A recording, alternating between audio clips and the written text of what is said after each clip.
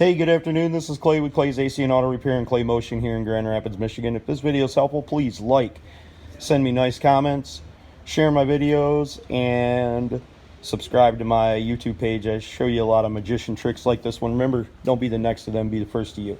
So today we're working on a 2007 GMC Acadia. Looks a lot worse than what it is. Got a key stuck in the ignition. The reason the key is stuck in the ignition is because the power assist on the shifter interlock is bad. At least that's what we believe, but I'm going to show you how to get the key out so you don't drain your battery. You're going to need a 7mm socket and a Phillips screwdriver. I probably went a little bit crazy on this one because I also need to diagnose the actual problem too.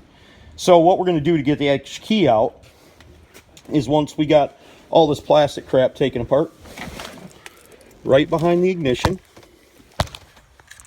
right inside here, is a little lever, and it's hard to look through the camera and push it. If you push that, that's going to allow you to get this out. Now, just for now, for a temporary fix, we're going to go ahead and we're going to wrap a zip tie around there. This is just the interlock for this key to be able to remove. So once you do that, now you can't get it back, but once you push this, then you can get it to go back.